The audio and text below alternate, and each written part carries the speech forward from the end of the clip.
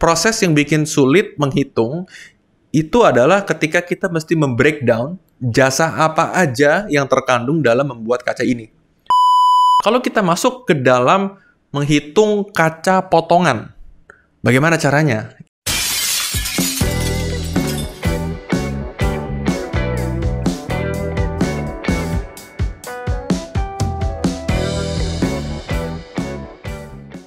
Halo internet, apa kabar semua? Selamat datang di channel Himalaya Abadi, di mana host dari channel ini adalah saya sendiri, Wilson. Kita akan membahas hal-hal yang menarik dan unik tentang industri kaca dan terkait juga dengan interior dan arsitektur. Nah, pada video dan podcast kali ini, kita akan membahas bagaimana cara menghitung harga untuk kaca atau cermin. Ya, memang ini banyak sekali permintaan atau pertanyaan yang kita dapatkan dari customer kita. Bagaimana sih Pak cara menghitung kacanya? Bagaimana cara menghitung cerminnya? Karena memang industri kita itu informasi yang tersebar di internet atau di media massa tuh tidak banyak ya. Mungkin saya akan share beberapa insight bagaimana industri kita menghitung harga kaca atau cermin. Oke, sebagai contoh, kita akan memilih kaca tipe A. Kita sebut A aja ya. Karena memang jenis kaca tuh banyak, terutama di Himalaya Abadi, itu macam-macam. Ada kaca glass tone, kaca wall film glass, kaca acid, kaca dania, macam-macam. Tapi biar supaya simple, kita akan pilih kaca dengan kode A, misalnya gitu ya. Nah, memang menarik di industri kita. Jadi, untuk mengetahui harga kaca A, itu kita mesti menentukan ada sepasang nih.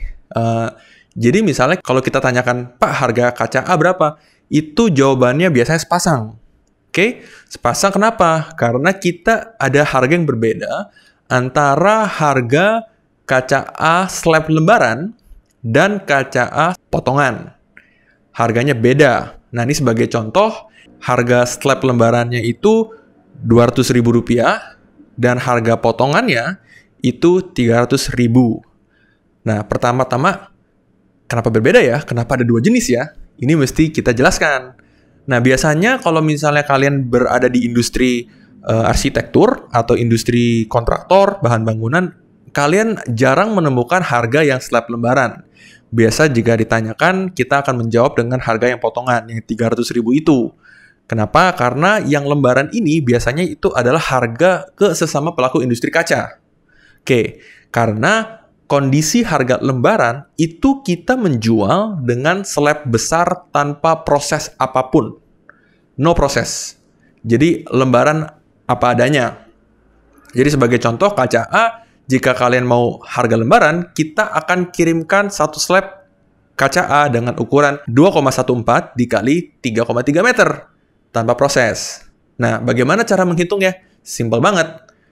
Kalau kalian beli lembaran, kalian akan dikenakan, saya ambil kalkulator sekalian, kita hitungkan 2,14 dikali 3,3, yaitu luasnya 7,06 meter persegi, kita kalikan dengan harga per meter persegi lembaran, yaitu 1.412.400. Jadi ini harga lembaran. Nah, kenapa sih tadi seringnya berlaku sesama industri kaca? Karena industri kaca ini kan saling memiliki, sama-sama memiliki alat ya, alat potong, alat polishing, alat ini, dan lain-lainnya. Maka dari itu, pelaku industri kaca memberlakukan harga lembaran. Jadi sesama pelaku industri kaca nih, begitu. Namun, yang tadi sempat saya mention, kalau untuk industri furniture, industri interior, arsitektur, kontraktor, ini berbeda karena kita asumsi ketika kalian membeli kacanya sudah terpotong, sudah terfinishing gitu. Jadi secara otomatis harganya harus berbeda. Nah, kok beda ya? Kok curang? Kenapa lebih mahal? Seperti itu kan? Pasti pertanyaannya. Karena begini, harga potongan itu sudah memperhitungkan resiko daripada satu, kegagalan proses atau kegagalan potong. Yang kedua, memperhitungkan waste atau sisa daripada kaca tersebut. Jadi kalau misalnya beli slab lembaran kan sisanya akan ditanggung oleh customer atau ditanggung oleh si pelaku industri kaca. Namun kalau potongan, waste atau sisa itu 100% ditanggung oleh sang penjual. Oke? Nah, maka dari itu harga berbeda. Nah, kalau kita masuk ke dalam menghitung kaca potongan. Bagaimana caranya? Ini juga cukup kompleks. Jadi kalian mesti sedikit berkonsentrasi karena ini agak teknis. Pertama-tama kita mesti split dulu duanya. Jadi kita coret nih ya, kita hapus di bagian lembaran, kita akan fokus ke potongan 300.000. Kalian harus membagi dua antara material kaca A, misalnya asumsi tebal 10 mili, dan juga jasa untuk memproses kaca A. Oke, material. Jadi ini gampang. Material itu kita tinggal menghitung luasnya. Misalnya kita ambil contoh, ukuran kaca A itu 1 meter kali 2,5 meter. Jadi luasnya adalah 2,5 meter persegi.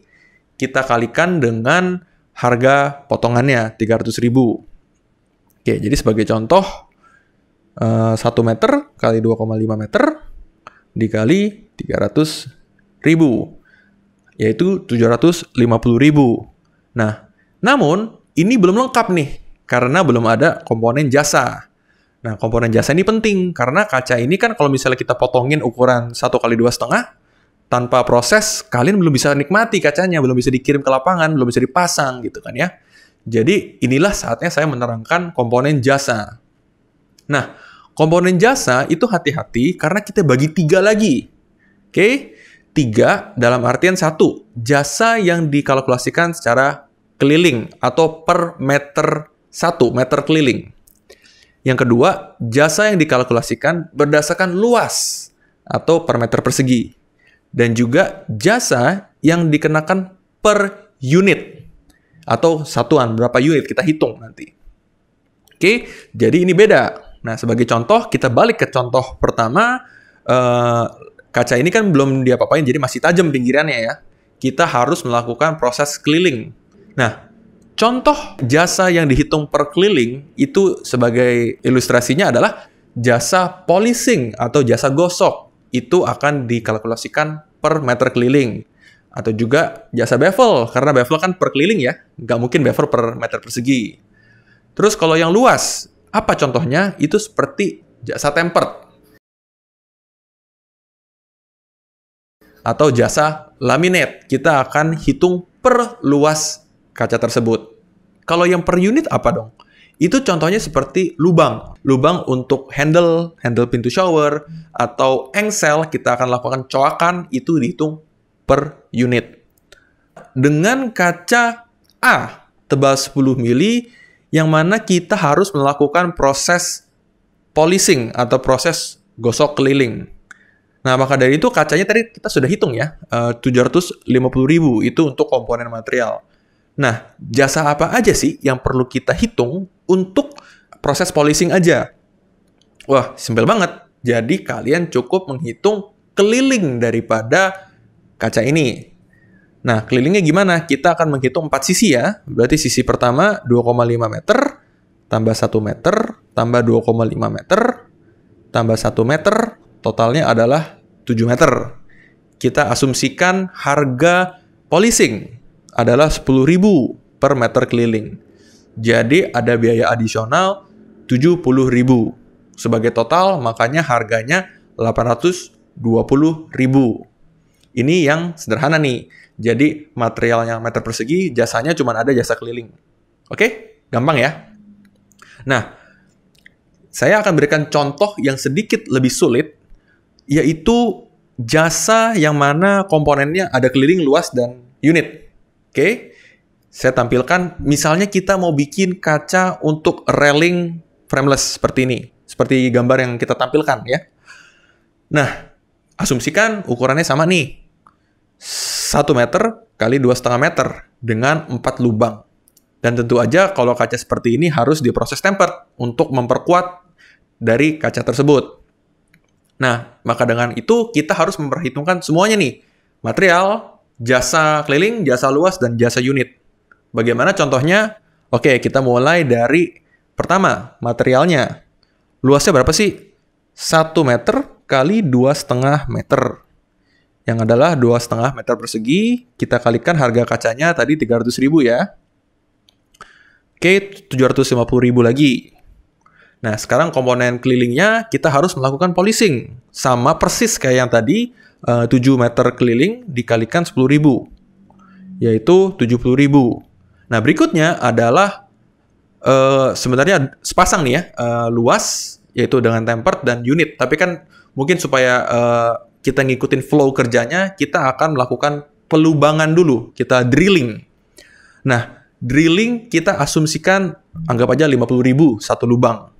Kalau kalian lihat di gambar, berarti ada 4 lubang. Jadi 4 dikali 50.000, yaitu 200.000. Oke, setelah itu baru yang terakhir adalah jasa tempered.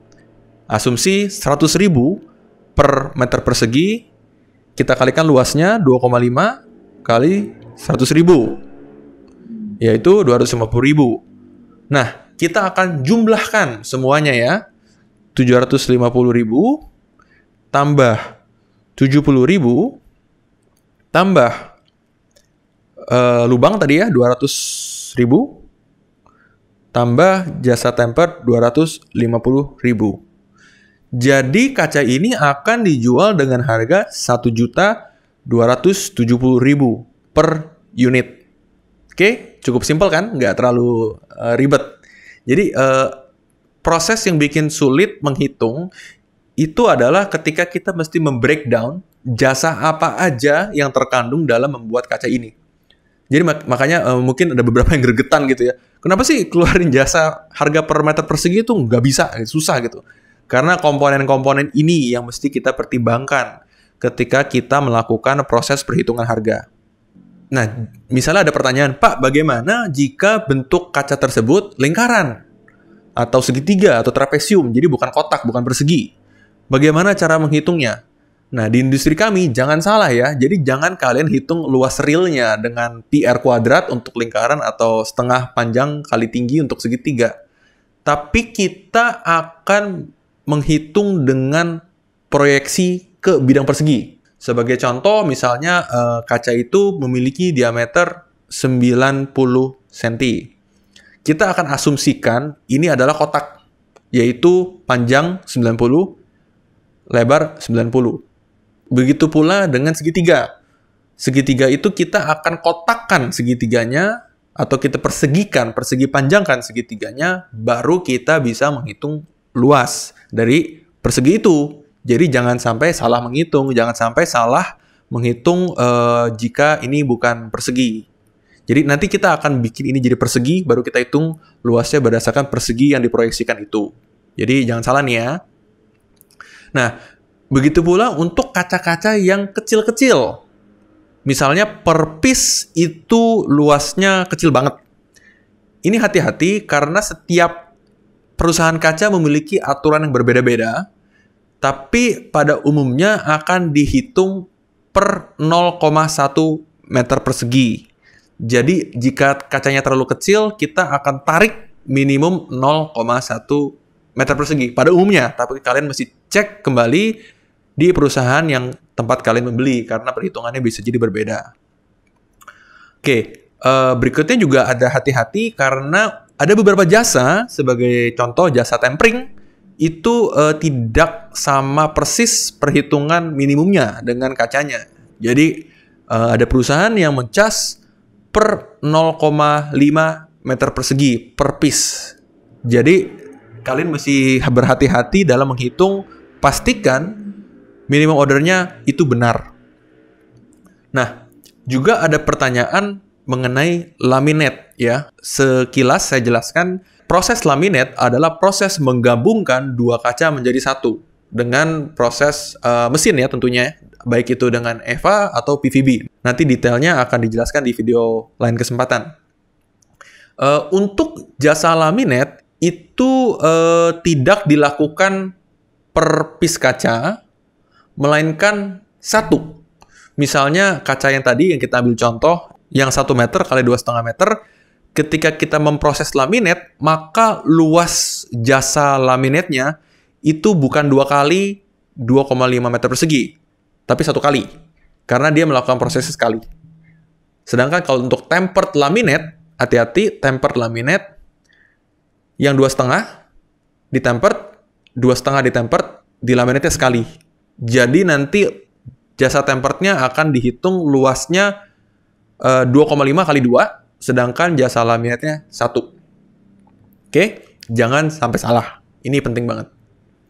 Oke, terima kasih sudah stay tune di podcast Himalaya Abadi. Buat kalian yang nonton di YouTube, jangan lupa untuk like, share, dan subscribe di channel Himalaya Abadi. Atau buat kalian yang mendengarkan ini di Spotify, kalian bisa follow kami di Spotify. Dan juga buat ada pertanyaan lebih detail, kalian bisa drop pertanyaan kalian di komen di bawah. Atau bisa juga hubungi kami di www.himalayaabadi.com. Sampai jumpa di episode berikutnya.